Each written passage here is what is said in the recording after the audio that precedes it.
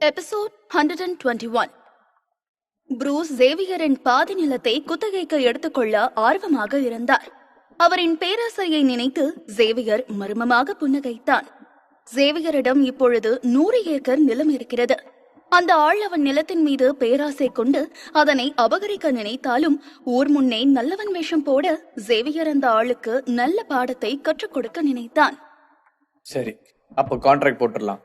இப்பவே 2,25,000 ரூபாய் எடுத்து வை. இப்போ நீ போய் தாராளமா இடத்த பார்க்கலாம். புன்னகையுடன் சேவியர் கூறிட ப்ரூஸ் மறுப்பாக தலையசைத்தார். இடத்த பார்க்கணும்னு அவசியமே இல்லை. நீ கான்ட்ராக்ட் தாராளமா ரெடி பண்ணு, நான் பணத்துக்கு ஏற்பாடு பண்றேன். ப்ரூஸ் குடும்பத்திடம் அவ்வளவு பணம் இல்லை. ஆனால் மற்றவர்களிடம் கடன் வாங்கலாம் என்ற நினைப்பில் இருந்தார். சேவியரின் இந்த இடத்தை பார்த்து நன்றாய் விளைச்சல் இருக்கிறது என்று கணக்கு போட்டவர் 1 வருடத்திலேயே வங்கி கடனை முழுதாய் கொடுத்து விடலாம் என்று மனக்கணக்கு போட்டுக் கொண்டிருந்தார் ப்ரூஸ். கடனை அடைத்த பின்பு மீதமிருக்கும் பணம் அவருக்கு கொள்ளை லாபம் கொடுக்கும் என்று பேராசை கொண்டு இருந்தார். வீட்டிற்கு சென்ற ப்ரூஸ் அக்கம் பக்கத்தில் கடனை வாங்கிக் கொண்டு சேவியர் இருக்கும் இடத்திற்கு வந்தார். அதற்குள் சேவியரும் கான்ட்ராக்டை ஏற்பாடு செய்திருந்தான். இடத்த பாக்குறதுக்கு முன்னாடி இந்த தரிசு நிலத்தை குத்தகைக்கு எடுக்க போறியா ப்ரூஸ்? ஒரு வாட்டி கூட பார்க்க வேண்டாமா? சேவியர் நிதானமாக மீண்டும் கேட்க ப்ரூஸ் பொறுமை இழந்தார். இப்போ நீ இந்த கான்ட்ராக்ட்ல சைன் பண்ண போறியா இல்லையா? என்ன, உனக்கு நிலத்தை அப்படியே கொடுக்கறதுக்கு மனசு வரலையா? இவ்வளவு பெரிய நிலத்தை உன் குடும்பம் மட்டும் அப்படியே அமுக்கலான்னு பாக்குறீங்களா? இன்னைக்கு நீ இந்த கான்ட்ராக்ட் மட்டும் சைன் பண்ணல, அப்புறம் உனக்கு இந்த நிலம் இருக்கவே இருக்காது, பாத்துக்க. மிரட்டலாக ப்ரூஸ் கூறிட சேவியர் மனதினுள் சிரித்துக் கொண்டான். அவர் தலையிலே மண்ணை வாரி போட்டுக் கொள்ள சேவியர் அதற்கு மேல் ப்ரூஸிடம் எதுவும் பேசாமல் நேரடியாக கான்ட்ராக்டில் கையெழுத்து போட்டான். ஊர்ல இருக்கிற பெருசு நண்டு சிண்டு எல்லாம் பாத்துக்கோங்க. அந்த ஆளை கையெழுத்து போட சொல்லி நான் வற்புறுத்தல. அவராதான் வந்து என்னோட நிலத்தை குத்தகைக்கு எடுக்கிறேன்னு வம்படியா வந்து எடுத்துக்கிட்டாரு. அதனால இதுக்கு மேல என்ன ஆனாலும் முழு பொறுப்பு அவருக்கு மட்டும்தான். கான்ட்ராக்டை கையில் வைத்துக் கொண்டு ஊர் மக்களை பார்த்து கூறினான் சேவியர். ப்ரூஸ் பணக்காரன் ஆவார் என்ற பகல் கனவில் மூழ்கியிருந்தார். அவர் குத்தகைக்கு எடுத்த நிலத்தை பார்ப்பதற்காக அந்த தரிசன நிலத்திற்கு சென்றார். நிலத்தை பார்த்ததுமே அவர் முகத்தில் இருந்த சிரிப்பு போய் அதிர்ச்சியில் உறைந்திருந்தது. நிலம் முழுக்க கல்லும் முள்ளுமாக கிடந்தது. என்ன, இந்த நிலம் பார்க்க இவ்வளவு வித்தியாசமா இருக்கு? யோசனையுடன் நிலத்தை பார்த்தபடியே கூறினார் ப்ரூஸ். கல்லும் முள்ளுமாய் அந்த இடம் கிடக்க அங்கிருக்கும் மண் வறண்டு போய் வெளுத்த நிறத்தில் இருந்தது. காற்றடித்ததில் மண்புழுதி அங்கு பறக்க துவங்கியது. இதனை பார்த்து அதிர்ந்த ப்ரூஸ் உடனே மண்ணை தோண்டி கற்களுக்கு அடியில் இருக்கும் மண்வளத்தை பார்த்தார். எவ்வளவு தோண்டினாலும் தோண்ட தோண்ட வெறும் கற்களே அவர் கைக்கு கிடைத்தது. விவசாயம் செய்வதற்கு ஏதுவான நிலமாக அது இல்லவே இல்லை. இதனையெல்லாம் பார்த்த ப்ரூஸிற்கு ஆத்திரம் அதிகரித்தது. அப்பொழுதுதான் தாம் ஏமாற்றப்பட்டோம் என்று உணர்ந்தார். ஏய் சேவியர், எவ்வளவு திமிர் இருந்தா என்கிட்ட பொய் சொல்லி இந்த நிலத்தை வித்திருப்ப. இந்த நேரத்துல ஒண்ணுமே பண்ண முடியாது. என்கிட்டயே பொய் சொல்லி காசை கொள்ளையடிச்சிருக்க. அதிர்ச்சியுடன் கட்டுக்கடங்காத கோபத்துடனும் சேவியரை உண்டு இல்லை என்று ஆக்கும் எண்ணத்துடன் அவனை நோக்கி சென்றார். இதை கேட்டதுமே சேவியர் முகம் அப்படியே மாறியது. ப்ரூஸ், நான் எப்போ இந்த இடத்துல விவசாயம் பண்ண முடியும்னு உன்கிட்ட சொன்னேன்? எனக்கு மட்டும் இல்ல, இந்த ஊர்ல இருக்கிற எல்லாருக்குமே தெரியும் மலை அடிவாரத்துல இருக்கிற நிலம் தரிசு நிலம்னு. இந்த இடத்துல எந்த ஒரு விவசாயமும் பண்ண முடியாதுன்னு எல்லாருக்குமே தெரியும். ஆனா நீயாதான் வாலண்டியரா வந்து இந்த இடத்த குத்தகைக்கு எடுத்த. நான் தான் அப்பவே சொன்னனே, கான்ட்ராக்ட் சைன் பண்றதுக்கு முன்னாடி இடத்த பாக்குறியா இல்லையான்னு கேட்டனா இல்லையா? நீ தான் நான் சொல்றத கேட்கல. இப்ப அனுபவி. சாதாரணமாக சேவியர் கூறிட ப்ரூஸ் திகைப்பில் மூழ்கி நின்றார். அவரேதான் கான்ட்ராக்டில் கையெழுத்து போட சொல்லி அவனை அவசரப்படுத்திக் கொண்டிருந்தார். பேராசை கண்ணை மறைத்திருக்க நிலத்தை பார்க்காமல் கூட 50 ஏக்கர் நிலத்தை அப்படியே வாங்கிவிட்டார். இதில் சேவியரும் கான்ட்ராக்டில் கையெழுத்து போடுவதற்கு முன்பு கூட நிலத்தை பார்க்குமாறு கூறினார். ஆனால் ப்ரூஸ் தான் அதனை மதிக்காமல் நிலத்தை அபகரிக்கும் எண்ணத்திலேயே குறியாக இருந்து அதனை அவனிடம் இருந்து பறித்து கொண்டார். அவர் மீதுதான் தவறு இருக்கிறது என்று உணர்ந்தாலும் அவரால் அதனை ஏற்றுக்கொள்ள முடியவில்லை. அது அது எனக்கு இந்த இடம் வேண்டாம். நீ நட்டு வச்சிருக்கிறல்ல செடியெல்லாம், அந்த இடம் தான் எனக்கு குத்தகைக்கு வேணும். சேவியரை ஆத்திரத்துடன் பார்த்தபடியே கத்தினார் ப்ரூஸ். அவர் கேட்டதை பார்த்து எள்ளாக சிரித்தான் சேவியர். என்ன, உனக்கு என்னோட இடம் வேணுமா? முதல்ல யாரா நீ உன் இஷ்டத்துக்கு இது வேணும் அது வேணும்னு? என் குடும்பத்தோட இடத்த கேட்கறதுக்கு உனக்கு கொஞ்சம் கூட வெக்கமா இல்ல? நீ தானே ஊர் முழுக்க சொல்லிட்டு இருந்த இது வேஸ்டான இடம் இல்ல, நல்ல விவசாயம் பண்ணலான்னு. அதனாலதான் நான் உனக்கு குத்தகை கொடுத்தேன். ஆனா இப்போ நான் கஷ்டப்பட்டு மண்ணை உழுது அதை சரி பண்ணி செடி நட்டு வச்சா நீ நோகாம நொங்கு திங்க பாக்குறியா? அடுத்தவன் கஷ்டப்பட்டு உழைச்சதுக்கு நீ அனுபவிக்கலாம்னு பாக்குற. அசிங்கமா இல்ல உனக்கு? ஊர்ல இருக்கிற எல்லாரையும் பார்த்து கேக்குறேன், உங்களுக்கே இது அநியாயமா தெரியல? நான் கஷ்டப்பட்டு உழைச்சு இந்த மண்ணில் விளைய வச்சிருக்கேன், அதை இவன் அனுபவிக்க பாக்குறான். இங்க நீங்க எல்லாரும் விவசாயம் தானே பண்றீங்க, உங்களுக்கும் தெரியும்ல இதுக்காக எவ்வளவு கஷ்டப்படணும்னு. புரூஸிடம் ஆரம்பித்து ஊர் மக்களை அழுத்தமாய் பார்த்தபடியே கேட்டான் சேவியர். அவனுக்கும் பொறுமை எல்லையை கடந்திருந்தது. ஊர் மக்களும் அவற்றையெல்லாம் பார்த்து கொண்டுதான் இருந்தார்கள். உண்மையிலேயே அந்த நிலம் தரிசு நிலம்தான். புரூஸ் கூறியது போல ஜோனஸ் குடும்பத்தினர்கள் ஏமாற்றவில்லை என்று புரிந்து கொண்டார்கள். புரூஸ் தான் தேவையில்லாமல் பிரச்சனை செய்திருக்கிறான் என்று உண்மையை உணர்ந்தார்கள். ஆமாம் புரூஸ், ஜேவியர் சொல்றது சரிதான். நீ அடுத்தவன் கஷ்டப்பட்டதுக்கு ஆசைப்படுறது தப்பு. உனக்கு விவசாயம் பண்ணணும்னு அவ்வளோ ஆர்வமா இருந்தா உன்னோட நிலத்திலேயே பண்ணிக்க. நீ இப்படி ஜேவியர் கஷ்டப்பட்டு வேலை பார்த்த இடத்த கேட்காத. ஊர் மக்கள் சிலர் ஜோனஸ் குடும்பத்தினருக்காக பரிந்து பேச ஆரம்பித்தார்கள். ஆமா ஆமா, பெரிய இடத்துல ஏதோ அந்த ஒரு மூலையில மட்டும்தான் விவசாயம் பண்ண முடியுது போல. அவங்களுக்கு அதான பொழப்பு, அதையும் நீ கெடுக்க பாக்குற. ஒவ்வொருவராக பேச ஆரம்பிக்க புரூஸுக்கு பயங்கர கோபம் வந்தது. அந்த நிலத்தை குத்தகைக்கு எடுப்பதற்காக அவரின் ஒட்டுமொத்த பணத்தையுமே அதில் செலவழித்திருந்தார். இதில் 1,00,000க்கும் மேலாக பணத்தை கடன் வாங்கியிருந்தார். ஆனால் கடைசியில் அந்த நிலம் தரிசு நிலமாக இருக்க இப்பொழுது எப்படி கடனை அடைப்பது என்று தவித்துக் கொண்டு நின்றார் புரூஸ். எனக்கு அதெல்லாம் தெரியாது. ஜேவியர் என்னோட நஷ்டத்துக்கு நீதான் ஈடுகட்டணும். நேரடியாக விஷயத்திற்கு வந்தார் புரூஸ். ஜேவியர் புரூஸ் கூறியதை ஒரு பொருட்டாகவே மதிக்கவில்லை. அதில் கோபம் கொண்ட புரூஸ் அருகே இருந்த கட்டையால் அவனை அடிக்க வர ஜேவியர் ஒரே குத்தில் அந்த கட்டையை 2ஆக உடைத்து விட்டான். அங்கிருந்த அனைவருமே அவனை ஆச்சரியத்துடன் பார்த்தார்கள். என்ன புரூஸ், இந்த கட்டை மாதிரி உன்னோட கையும் உடையணும்னு ஆசைப்படுறியா? என்கிட்டயே உன்னோட கேவலமான புத்தியை காட்டாத. ஒழுங்கு மரியாதையை இங்கிருந்து வெளியே போ. திரும்பவும் ஏதாவது பிரச்சனை பண்ணணும்னு நினைச்ச அப்புறம் நடக்கிறதே வேற. நீயா தானே உன் தலையில மண்ணவாரி போட்டுக்க நினைச்ச. நானா வந்து உன்கிட்ட இந்த இடத்த குத்தகைக்கு எடுத்துக்கன்னு கேட்டேன். ஒழுங்கு மரியாதையா பிரச்சனை பண்ணாம இங்க இருந்து போறியா இல்ல உன்னோட கைய உடைச்சு அனுப்புவா? மிரட்டும் தோரணையில் ஜேவியர் கேட்க புரூஸ் நிச்சயமாகவே பயந்தார்.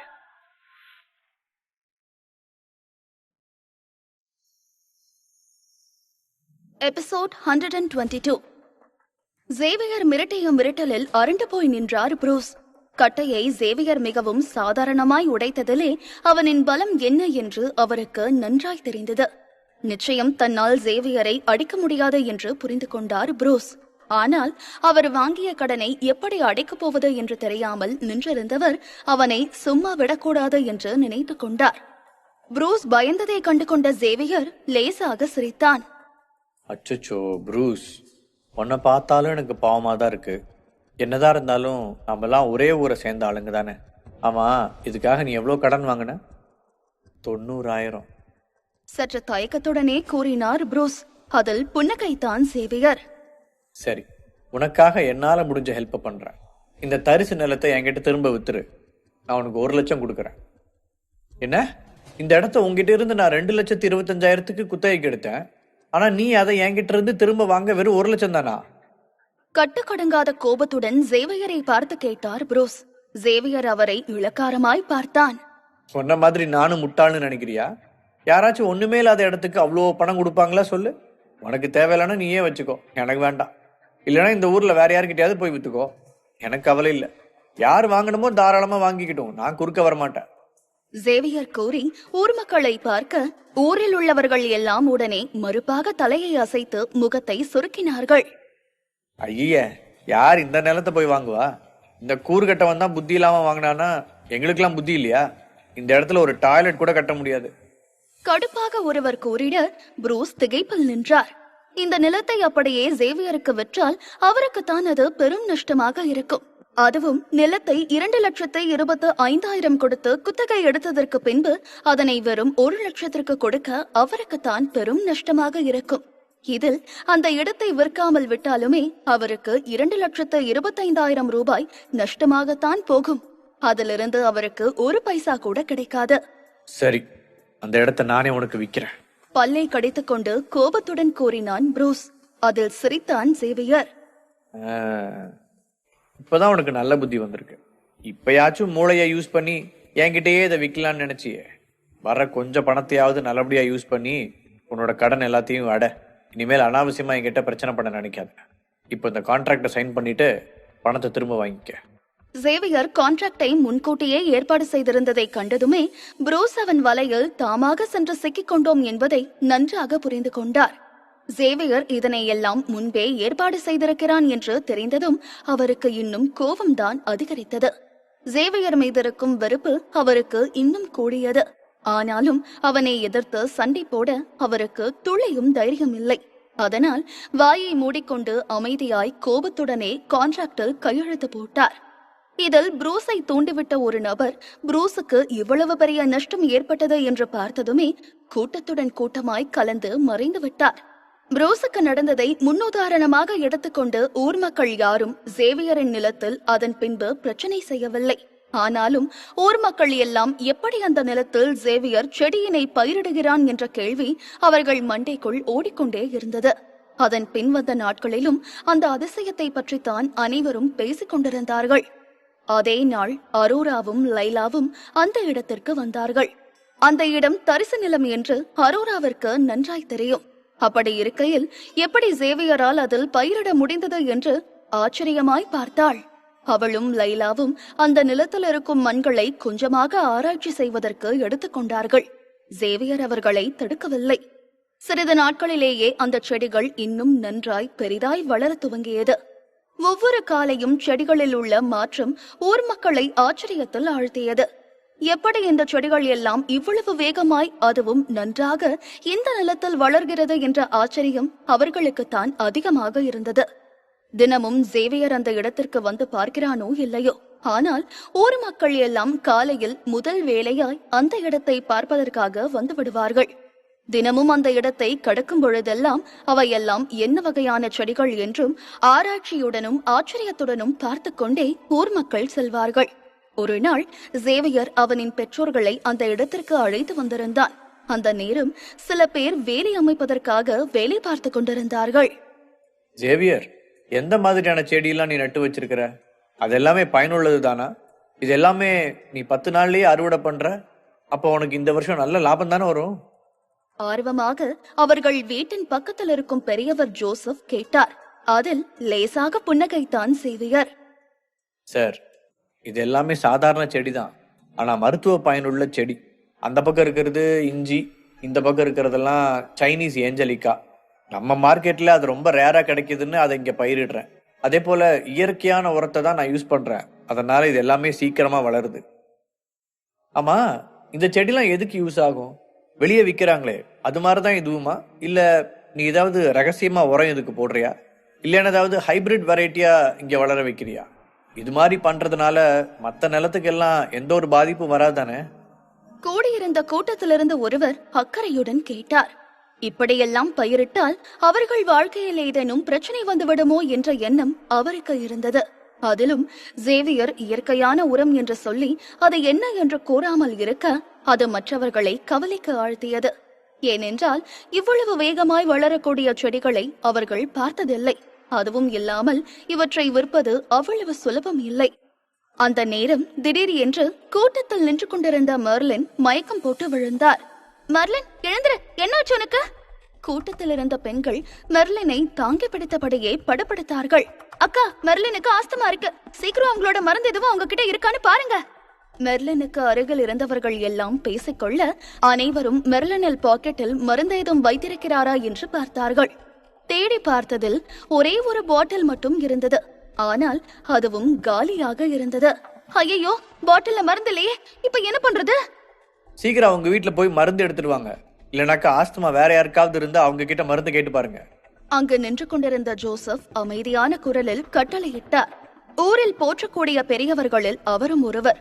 ஊரில் இருக்கும் இளவட்டங்கள் எல்லாம் ஊருக்குள் சென்று மருந்துக்காக அலைந்தார்கள். ஐயா, மெர்லின் வீட்டுல போய் கேட்டு பார்த்தோம், மருந்து தீர்ந்துருச்சுன்னு சொல்றாங்க. இன்னைக்குதான் டவுன் வரைக்கும் போய் வாங்கணுமா? ஒரு ஆடவன் பதட்டத்துடன் கூறிட அந்த நேரம்தான் இன்னும் சிலர் அந்த இடத்திற்கு வந்தார்கள். ஐயா, நாங்களும் ஊர் முழுக்க கேட்டு பார்த்துட்டோம். நம்ம ஊர்ல மெர்லினுக்கு மட்டும்தான் ஆஸ்துமா இருக்கு, வேற யாருக்கும் இல்ல. ஐயோ, இப்ப நம்ம என்ன பண்ண போறோம்? இப்ப போய் நம்ம ஆம்புலன்ஸுக்கு கூப்பிட்டாலும் ரொம்ப லேட் ஆகும். ஊர்ல இருந்து டவுன் வரைக்கும் போறதுக்கு மணிக்கணக்கு ஆகும். எப்படி மெர்லினை நம்ம காப்பாத்துறது? அங்கிருக்கும் சிலர் பதட்டத்துடன் பேசிக் கொண்டிருந்தார்கள். மருந்தில்லாமல் மெர்லின் இன்றைக்கு இறக்கப் போகிறார் என்றே நினைத்தார்கள். Join with Rajan Leon YT in Telegram to get faster update. Name: Rajan Leon YT. Episode 123. மெர்லினை எப்படி காப்பாற்றுவது என்று ஊர் மக்கள் எல்லாம் பதட்டத்துடன் யோசித்துக் கொண்டிருந்தார்கள். எல்லாரும் கொஞ்சம் வழியை விட்டு நில்லுங்க, அவங்களுக்கு காத்து வரட்டும். யாராச்சும் கொஞ்சம் தண்ணி கொண்டு வரீங்களா? கூட்டத்தை விளக்கியபடியே சத்தமாக கூறினான் சேவியர். அவன் குரலை கேட்ட பின்புதான் சேவியர் ஒரு மருத்துவன் என்று அவர்களுக்கெல்லாம் நினைவு வந்தது. என்னதான் அவன் மேற்படிப்பு படிக்கவில்லை என்றாலும் அவனும் நகரத்தில் இத்தனை நாட்களாய் மருத்துவனாக இருந்தான் என்ற நினைவு வந்ததும் சற்று நிம்மதி அடைந்தார்கள். சேவியரின் அம்மா அவன் கேட்டது போலவே ஒரு கிண்ணத்தில் தண்ணீரை கொண்டு வந்து கொடுத்தார். அவன் நிலத்தில் இருக்கும் செடியிலிருந்து சில இலைகளை பறித்து அதனை துகள் துகளாக கிள்ளி அந்த தண்ணீரில் போட்டான் சேவியர். மெர்லினை அவன் மடியில் சாய்த்து அமர வைத்து அந்த மருந்து தண்ணீரை குடிக்க செய்தான். சுற்றி இருப்பவர்கள் அனைவரும் சேவியர் கொடுக்கும் மருந்து வேலை செய்யுமா செய்யாதா என்று எதிர்பார்ப்புடனும் ஆச்சரியத்துடனும் பார்த்து கொண்டிருந்தார்கள். அதே நேரம் அந்த இலைகளின் மருத்துவ பயன் என்ன என்று தெரிந்து கொள்ளவும் ஆர்வமாயிருந்தார்கள். சில நிமிடங்களிலே மெர்லினின் முகம் இயல்பிற்கு திரும்பியது. இப்பொழுது சற்று சீராய் மூச்சு விட ஆரம்பித்தார். மிகவும் சிரமப்பட்டு கண்களை திறந்தவர் அயர்வாக அனைவரையும் பார்த்தார். கொஞ்ச நேரத்துல நான் ரொம்ப பயந்துட்டேன், செத்துருவன் நினைச்சேன். அயர்வாக மெர்லின் பேச கூட்டம் எல்லாமே ஆச்சரியத்தில் வாயை பிளந்தார்கள். உடனே அனைவரும் சந்தோஷத்தில் ஆரவாரம் செய்தார்கள். எல சேவியர், மெர்லினுக்கு என்ன கொடுத்த? நிஜமாலுமே நீ ரொம்ப திறமையான டாக்டர் தான். கூட்டத்திலிருந்து ஒரு பெண் அவனை பார்த்து மெச்சுதலாக கூறினார். அது வேற ஒன்றும் இல்லை, காட்டுல மட்டுமே வளரக்கூடிய இஞ்சி செடி அது. அதோட இலைக்கு நிறைய மருத்துவ குணம் இருக்கு. சளி பிரச்சனை, தலைவலி, அப்புறம் ஆஸ்துமா, இது எல்லாத்துக்குமே அது யூஸ் ஆகும். புன்னகையுடன் சேவியர் கூறிட அனைவரும் அவனை ஆச்சரியமாக பார்த்தார்கள்.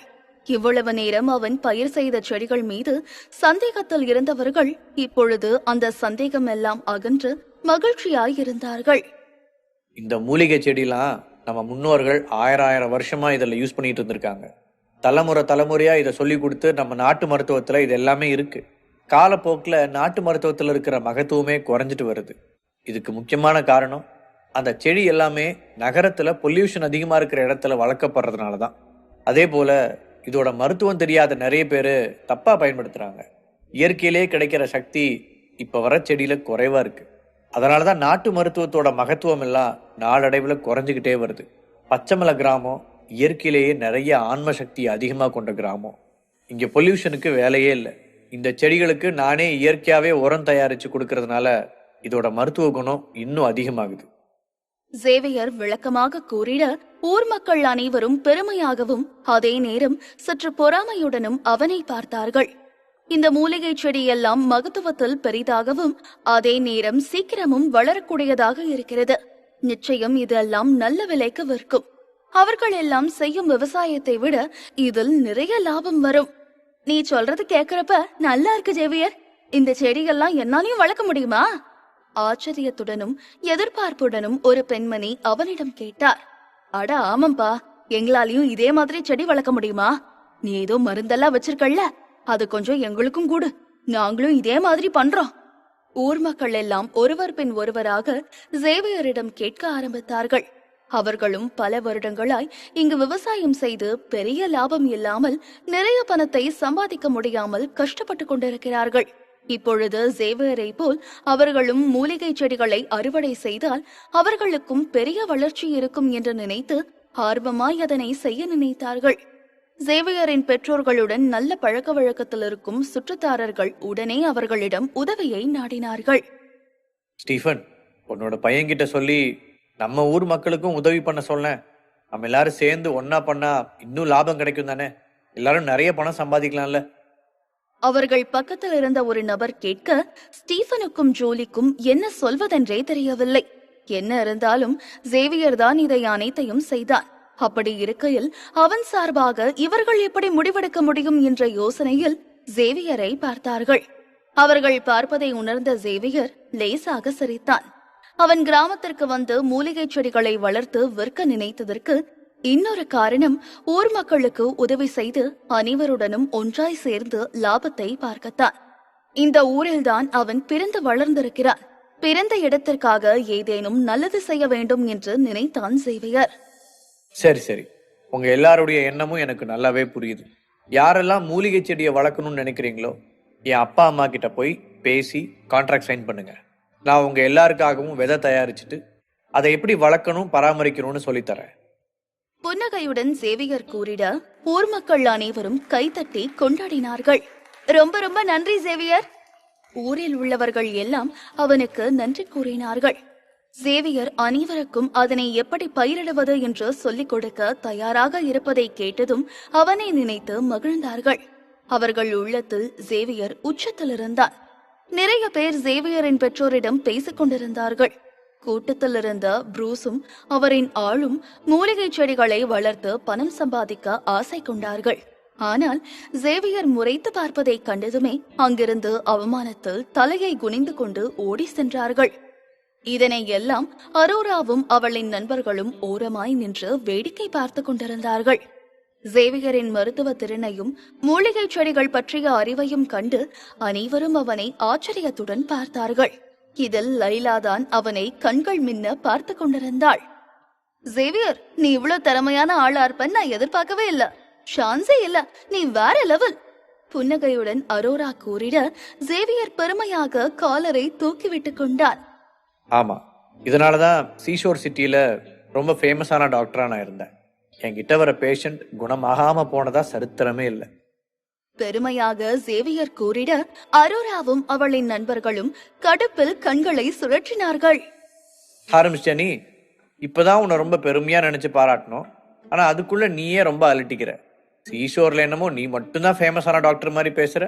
கொஞ்சம் இடம் கொடுத்தா போதுமே, உடனே கம்பி கட்டுற கதையெல்லாம் சுத்த ஆரம்பிச்சிருவியே. கேலியாக கூறினான் கிரண். சேவியர் அவனுக்கு என்ன பதில் சொல்வதோ என்று தெரியாமல் நின்றான். அடச்சே, வர வர காலம் கெட்டு போய் கிடக்குது. உண்மையை சொன்னாலும் யாருமே நம்ப மாட்டேங்கிறாங்கப்பா. போலியாக சேவியர் சலித்துக் கொள்ள அனைவரும் அவனை நக்கலுடன் பார்த்தார்கள். ரொம்ப அலட்டிக்காத, அப்புறம் நீ அரை ட்ரௌசர்ல இந்த ஊர் முழுக்க ஓடி வந்த கதைய எல்லார் முன்னாடியும் சொல்லி உன்னை அசிங்கப்படுத்துவேன் பாத்துக்க. அரோரா சேவியரிடம் நெருங்கி வந்து கேலியாக கூறிட அவளை திகைப்புடன் பார்த்தான் சேவியர். இந்த ஊரிலே அவன்தான் ஹீரோ என்ற நினைப்பில் சுத்திக் கொண்டிருக்கிறான் சேவியர். இதில் அவள் இப்படியெல்லாம் சொன்னால் இங்கிருப்பவர்கள் அவனை கிண்டல் செய்வார்கள் என்று நினைத்தான். சேவியர் அருகே லைலா வெட்கப்பட்டு கொண்டே நின்று கொண்டிருந்தாள். என்னடா இவ இந்த சினுங்குறா? கிரண் காதல் கேட்டான் வில்லியம்ஸ். சேவியர், எனக்கு கொஞ்சம் உடம்பு சரியில்லாத மாதிரி இருக்கு. நீ கொஞ்சம் என்னன்னு பாக்குறியா? உதட்டை கடித்துக் கொண்டே மயக்கும் பார்வை பார்க்க ஆடவர்கள் அனைவரும் திகைப்புடன் பார்த்தார்கள். சேவியர் அருண்டு விட்டான். அது வந்து நீ நல்லாதான் இருக்க, உனக்கு ஒண்ணும் இல்ல. என் அம்மா கூப்பிடுற மாதிரி இருக்கு. மீ கூப்பிட்டியா? இதோ வர. மிரண்டு போய் கூறிய சேவியர் அங்கிருந்து விட்டால் போதும் என்று ஓடினான்.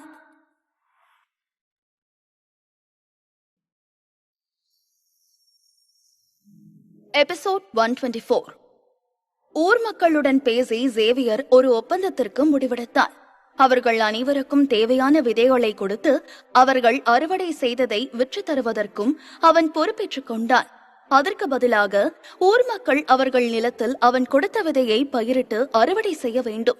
அவர்கள் நிலத்தில் விளையும் விளைச்சலில் இருந்து சேவியருக்கு 30% லாபமும் ஊர் மக்களுக்கு 70% லாபமும் என்று பேசி ஒப்பந்தம் போட்டுக் கொண்டான். கூடவே அந்த ஒப்பந்தத்தில் இன்னொரு விஷயத்தையும் சேர்த்து கொண்டான்.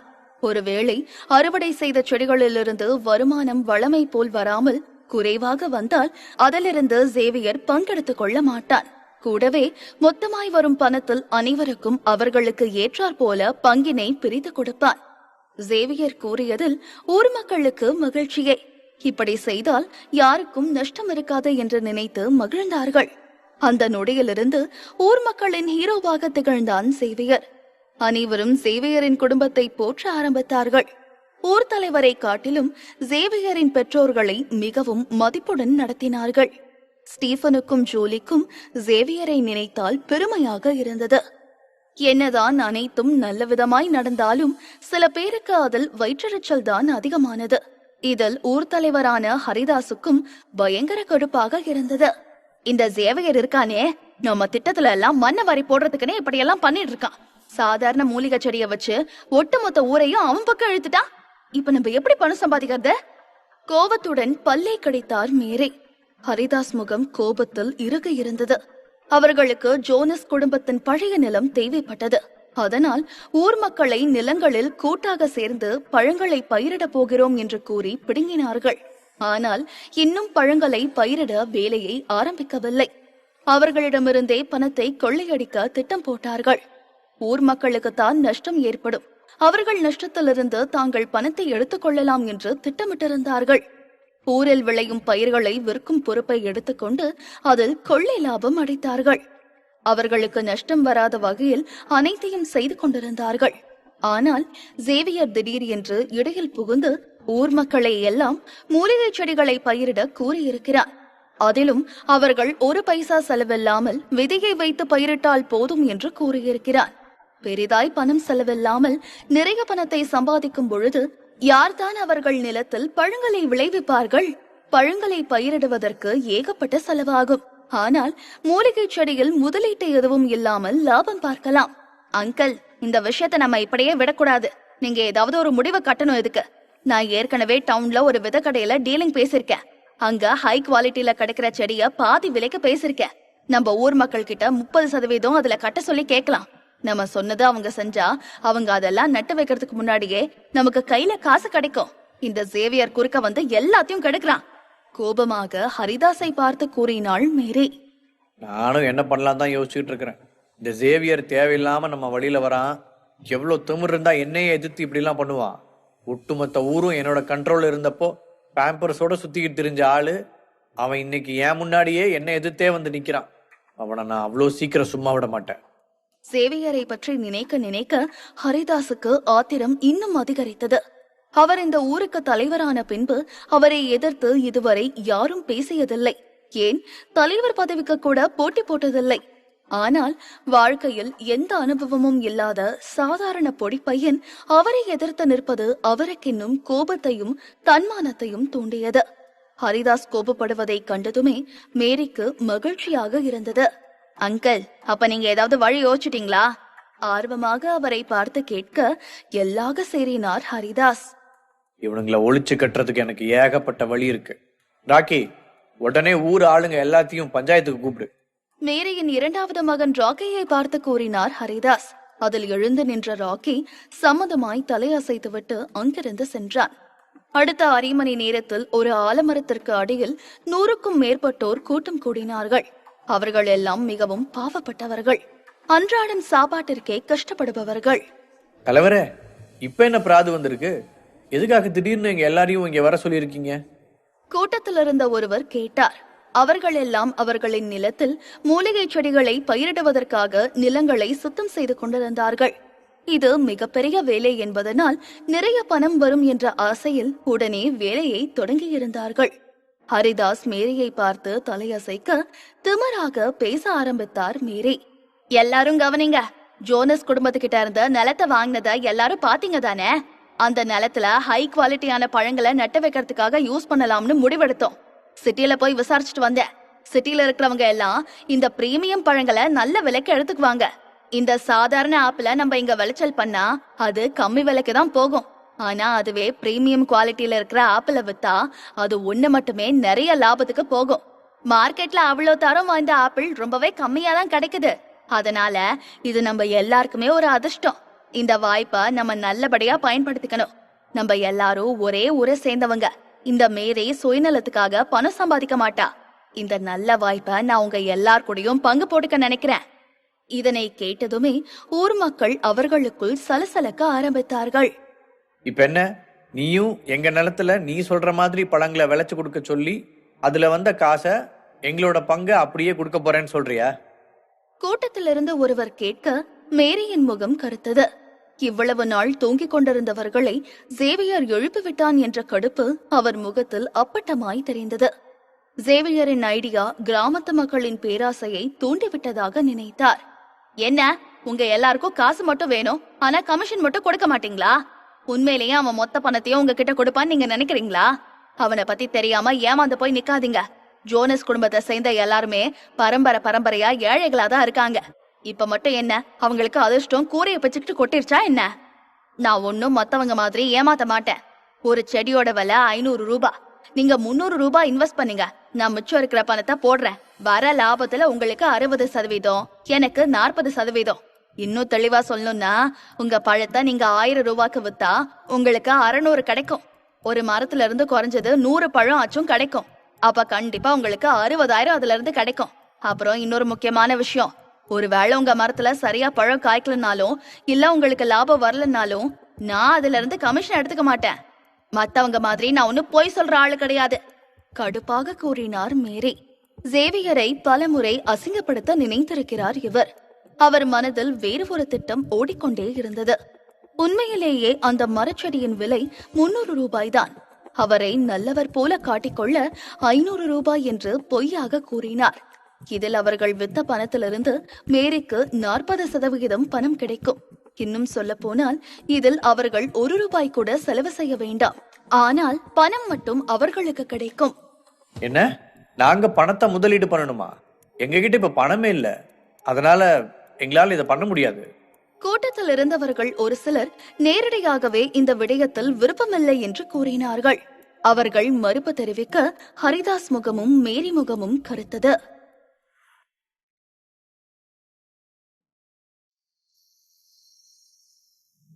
எபிசோட் 125. ஊர் மக்கள் எல்லாம் அவர்கள் சொல்வதை கேட்காமல் இருக்க ஹரிதாசுக்கும் மேரிக்கும் கோபம் அதிகரித்தது. நீங்க எல்லாரும் இன்னும் என் வாழ்க்கையில முன்னேறாம பரம்பரையா ஏழையா இருக்கீங்கன்னு தெரியுமா? நீங்க எல்லாரும் தான் இந்த ஊர்லயே ஒருவேளை சாப்பாட்டுக்கே கஷ்டப்படுற குடும்பங்கள். இன்னும் ஏன் உங்க வாழ்க்கையெல்லாம் இப்படி இருக்குன்னு தெரியுமா? ஏன்னா நீங்க யாருமே கிடைக்கிற வாய்ப்பை சரியாவே பயன்படுத்துறது கிடையாது. உங்க எல்லாருக்கும் நல்ல பணம் சம்பாதிக்கிறதுக்கு நான் ஒரு வாய்ப்பை உருவாக்கி கொடுத்துருக்கிறேன். ஆனா உங்க யாருக்கும் அதை பயன்படுத்திக்க தெரியல. சரி, உங்க யாருக்குமே இந்த வாய்ப்பை பயன்படுத்திக்க வேண்டாம், பணம் சம்பாதிக்க வேண்டாம்னா அடுத்த வருஷம் உங்க யாருக்குமே மானியம் கிடைக்காது. அழுத்தமாக ஹரிதாஸ் கூறிட ஊர் மக்கள் அனைவரும் அவரை கோபத்துடன் பார்த்தார்கள். என்ன சொல்றீங்க? ஏன் எங்களுக்கெல்லாம் மானியம் கிடைக்காது? அவர்கள் அனைவருமே அரசாங்கம் வழங்கும் மானியத்தை எதிர்பார்த்துத்தான் வாழ்வாதாரத்தை நடத்தி கொண்டிருக்கிறார்கள். திடீரென்று ஹரிதாஸ் மானியம் கிடைக்காது என்று கூறவும் அனைவருக்கும் பதட்டம்தான் அதிகரித்தது. அவர்கள் கேள்விக்கு ஹரிதாஸ் திமிராகவே பதில் பேசினார். உங்க எல்லாருக்கும் நான் எதுக்காக மானியம் ஏற்பாடு பண்ணி கொடுத்தேன்னா, உங்க யார்கிட்டயும் நல்ல வருமானம் இல்லைன்னு தான் பண்ணேன். இப்போ நீங்க நல்லபடியா பணம் சம்பாதிக்கிறதுக்கு ஒரு நல்ல வாய்ப்பை உருவாக்கி கொடுத்துருக்கேன். ஆனா அதை நீங்க பயன்படுத்திக்க மாட்டேங்கிறீங்க. ஓசியில உங்களுக்கு மானியம் கிடைக்கிறதுனால தானே நீங்க சோம்பேறியா கிடைக்கிற வாய்ப்பை பயன்படுத்திக்காம இருக்கீங்க. மானியத்தை கொடுக்காம விட்டா ஒழுங்கா பொழப்பு நடத்துவீங்கல்ல? அழுத்தமாய் ஹரிதாஸ் கூறிட புரூஸ் எழுந்து நின்று கத்தினார். இவ்வளவு நல்ல வாய்ப்பு இருக்கும்போது யார் யூஸ் பண்ணாம இருப்பா? மேரி, உங்கூட நானும் சேர்ந்துக்கிறேன். ஒரு மரத்தால எங்களுக்கு 600 ரூபாய் லாபம் கிடைக்கும். அதான் வருஷத்துக்கு 3000 ரூபாய் இதுல முதலீட்டு பண்ணா நமக்கு 60,000 லாபம் வருதுல. இப்படி ஒரு நல்ல சான்ஸை யார் மிஸ் பண்ணுவா? அதனால நான் இதுல சேர்ந்துக்கிறேன். புரூஸுடனே இருக்கும் திவாகர் கோபத்தில் இருந்தார்.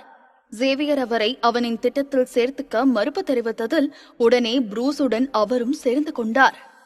ஆமா, இதுல நானும் சேர்ந்துக்கிறேன். இதுல நான் பணம் சம்பாதிக்கிறேனோ இல்லையோ அது என்னோட அதிர்ஷ்டத்தை பொறுத்து இருக்கு. எனக்கு மற்ற விஷயத்தை பத்தி தெரியாது. ஆனா மேரி சொல்றது எல்லாமே உண்மை. நேத்து பேஞ்ச மழையில இன்னைக்கு முளைச்ச காலம் சொல்ற பேச்செல்லாம் என்னால நம்ப முடியாது. யாருமே ஆதாயம் இல்லாம ஒரு வேலை செய்ய மாட்டாங்க. ஜோன்ஸ் குடும்பத்துக்கிட்ட எவ்வளவு பணம் இருக்கும்னு நினைக்கிறீங்க? இது எல்லாம் ஒரு ஏமாத்து வேலையா இருந்தா என்ன பண்ணுவீங்க? திவாகரும் சத்தமாக அனைவரையும் பார்த்து கூறிட ஊர் மக்கள் அனைவரும் யோசனையில் மூழ்கினார்கள். ஹரிதாஸ் மிரட்டலையும் புரூஸ் மற்றும் திவாகர் பேச்சிலும் ஊர் மக்கள் படிப்படியாக அவர்கள் பக்கம் சாய ஆரம்பித்தார்கள். மேரி சொன்னது போல நிச்சயம் அவர்களால் அதிலிருந்து லாபத்தை பார்க்க முடியும். என்னதான் 3000 ரூபாய் அதில் முதலீடு செய்தாலும் வருடத்திற்கு 60,000 லாபம் வருகிறது என்ற நினைப்பில் இருந்தார்கள். முதலீடு இல்லாமல் லாபம் பார்க்கும் திட்டத்தை பற்றி சேவியர் கூறாமல் இருந்திருந்தால் அவர்கள் அனைவரும் மேரி சொன்னதை தான் செய்திருப்பார்கள். சரி, இதுல நானும் கலந்துக்கிறேன். நானும் என்னோட நிலத்துல பழங்களையே விளைச்சல் பண்றேன். ஒருவர் பின் ஒருவராக அங்கிருந்த 100 பேருமே அதற்கு சம்மதம் தெரிவித்தார்கள். இதை பார்த்ததும் மேரிக்குத்தான் மிகவும் மகிழ்ச்சியாக இருந்தது. ஒரு குடும்பத்திடமிருந்து 3000 அவளுக்கு லாபம் வருகிறது என்றால் 100 குடும்பத்திடமிருந்து அவளுக்கு 3 லட்சம் லாபம் கிடைக்கும். இந்த தகவல் காட்டுத்தீயை போல ஊர் முழுவதும் பரவ ஆரம்பித்தது. என்னதான் சேவியர் புது திட்டத்துடன் வந்திருந்தாலும் ஊர் தலைவரை மிஞ்சி அவனால் ஒன்றும் செய்ய முடியாது என்று ஊருக்குள் பேசிக்கொண்டே இருந்தார்கள். சேவியர் வீட்டில் அவனின் அம்மா ஜூலி வீட்டை சுத்தம் செய்து கொண்டிருக்க, சேவியர் கூடத்தில் அமர்ந்து விதைகளை பற்றி ஆராய்ச்சி செய்து கொண்டிருந்தார். அந்த நேரம் வாசலில் பக்கத்து வீட்டுக்கார பெண்மணி ஒருவர் ஜூலியை தேடி வந்தார். ஜூலி, ஒரு பிரச்சனை. நம்ம ஊர் தலைவர் ஊர்ல இருக்கிற மானியம் வழங்குற குடும்பங்கள் எல்லாத்தையும் ஒண்ணு சேர்த்து அவங்கள பழச்செடிகளை நிலத்துல விவசாயம் பண்ண சொல்லிருக்காரு. அவங்களும் அது எல்லாத்துக்கும் ஒத்துக்கிட்டாங்க. இனிமே அவங்க சேவியர் சொன்ன மூலிகை செடிகளை பயிரிட மாட்டாங்க. அவசரமாய் பதட்டத்துடன் ஜூலியிடம் கூற வந்தார் ஹேமா. இதை கேட்டதுமே ஒரு நொடி திகைப்பில் மூழ்கினார் ஜூலி. அடுத்த நொடியே அவர் முகம் வாடியது. ஹரிதாசுக்கும் மேரிக்கும் என்னதான் பிரச்சனை? 2 பேரும் ஏன் இப்படி கங்கணம் கட்டிக்கிட்டு அலையறாங்க? எதுக்கெடுத்தாலும் சேவியருக்கு எதிராக ஏதாவது பண்ணணும்னு தெரியறாங்க. என்னதான் அவங்களுக்கு வன்மமோ? கடுப்பில் கோபத்துடன் கூறினார் ஜூலி. அந்த நேரம் அவர்கள் பக்கம் வந்தான் சேவியர். அம்மா, ஆண்டி, 2 பேரும் என்ன பேசிட்டு இருக்கீங்க? நடப்பது தெரியாமல் சேவியர் கேட்க அவனை வருத்தத்துடன் பார்த்தார் ஜூலி. சேவியர், மேரியும் அந்த ஹரிதாசும் திரும்பவும் உனக்கு பிரச்சனை கொடுக்க பாக்குறாங்க. பிரீமியம் ஃப்ரூட்ஸ் விளைவிக்கிறேன்னு நம்ம கிட்ட இருந்து நிலத்தை புடுங்கினாங்கல்ல, அதே மாதிரி இப்ப ஊர் மக்கள் எல்லாம் ஒன்று கூட்டி அவங்க நிலத்துல இந்த பழங்களை விளைச்சல் பண்ண சொல்லிருக்காங்க. அதனால ஊர்ல இருக்கிறவங்க இனிமே மூலிகை செடியை பயிர் செய்ய மாட்டாங்க. இதான் விஷயமா? அவங்க நிலத்துல என்னமோ பண்ணிட்டு போறாங்க. மூலிகை செடியை பயிரிடலைன்னா பரவாயில்ல, எனக்கு எந்த பிரச்சனையும் இல்ல. சாதாரணமாக கூறிய சேவியர் அங்கிருந்து அவனின் நிலத்தை பார்ப்பதற்கு சென்றான். அவன் இந்த விடயத்தை பெரிதாய் எடுத்துக் கொள்ளவில்லை. ஆனால் சேவியரை இப்படி பார்ப்பதற்கு ஜூலிக்குத்தான் வருத்தமாயிருந்தது. ஹரிதாஸ் செய்த வேலையினால் சேவியர் மனம் உடைந்திருக்குமோ என்று நினைத்தார். முதலாய் அவரின் மகன் தொழில் செய்ய துவங்கியிருக்கிறான். இதில் அவனுக்கு இவ்வளவு இடைஞ்சல் கொடுத்து கொண்டிருப்பதை பார்த்து கொண்ட அவரால் சும்மா இருக்க முடியவில்லை. பல்லை கடித்துக் கொண்டு இதற்கு ஒரு முடிவு கட்ட வேண்டும் என்று அங்கிருந்து கிளம்பினார். சேவியர் அவன் நிலத்தை பார்த்து கொண்டிருக்க அந்த நேரம் அங்கு வந்தாள் அரோரா. சேவியர், நீ ஏதோ ஒரு ஃபெர்டிலைசர் தயாரிச்சேன்னு சொன்னல, அது எனக்கு கொஞ்சம் கொடுக்கறியா? அவனை பார்த்து மிகவும் எதிர்பார்ப்புடன் கேட்டாள் அரோரா. அவளுக்கு சில நாட்களாய் தூக்கமே இல்லை. அவனின் உரம் பற்றி கேள்விப்பட்டதும் அது என்ன என்று ஆராய்ச்சி செய்யும் ஆவல் அவளுள் அதிகமாயிருந்தது. அக்ரிகல்ச்சரல் மாணவியாய் எந்த முறையில் அவன் அதனை தயாரித்தான், எப்படி சாதாரண தரிசு நிலத்தை இப்படி ஒரு பயிர் செய்யும் நிலமாக மாற்றினான் என்று தெரிந்து கொள்ள ஆர்வம். ஆனால் அதுவும் செடிகள் எல்லாம் இவ்வளவு வேகமாய் வளர்கிறது என்ற அதிசயம் அவளுக்கு. ஆனால் அது சேவியரின் ரகசியம். அதனால் அதனை நிச்சயம் வெளியே சொல்ல மாட்டான் என்று நினைத்தாள். மிகவும் கஷ்டப்பட்டு சேவியர் அந்த உரத்தினை தயார் செய்திருப்பான். அதனால் மற்றவர்களிடம் அவ்வளவு எளிதாக கூறிட மாட்டான் என்று நினைத்து அதனை பற்றி கேட்கவே தயங்கிக் கொண்டிருந்தாள் அரோரா. ஆனாலும் அவளால் ஆர்வத்தினை அடக்க முடியாமல் அவனிடம் கேட்க வந்துவிட்டாள். அரோரா கேட்க அதில் லேசாய் புன்னகைத்தான் சேவியர். தாராளமா எடுத்துக்கோ, அங்க இருக்கிற தொட்டியில தான் எல்லாமே இருக்கு. உனக்கு எவ்வளவு வேணுமோ அதை நீயே எடுத்துக்கோ. அவன் பதிலில் அரோரா ஆச்சரியத்துடன் அவனை பார்த்தாள். சேவியர், நான் ஒன்னும் உன்கிட்ட விளையாட்டு கேட்கல. நிஜமாவே நீ தயாரிச்ச உரம் எப்படி இருக்குன்னு படிப்புக்காக டெஸ்ட் பண்ணி பார்க்க கேக்குறேன். அழுத்தமாக அரோரா மீண்டும் கூறிட சேவியர் சீரியஸாக பேசினான். நானும் விளையாட்டுக்கு சொல்லல அரோரா, அதுதான் நான் தயாரிச்ச உரம். உனக்கு எவ்வளவு வேணுமோ சாம்பிளுக்கு எடுத்துக்கோ. நீ ரொம்ப தயங்க வேண்டாம். என்ன டவுட்டா இருந்தாலும் என்கிட்ட கேளு, டெஸ்ட் பண்ணி பார்த்துட்டு. சேவியர் பதிலில் அரோரா மிகவும் மகிழ்ந்தாள். அவன் கஷ்டப்பட்டு ரகசியமாய் தயாரித்த உரத்தை அவள் படிப்பதற்காக கொடுப்பான் என்று கொஞ்சமும் அவள் எதிர்பார்க்கவில்லை. ரொம்ப ரொம்ப தேங்க்ஸ் சேவியர், நீ எனக்கு கொடுப்பன்னு நான் எதிர்பார்க்கவே இல்லை. மகிழ்ச்சியுடன் கூறிய அரோரா ஒரு பாட்டிலில் அவளுக்கு தேவையான உரங்களை எடுத்துக்கொண்டு சேவியர் கன்னத்தில் முத்தம் பதித்து அங்கிருந்து ஓடிவிட்டாள்.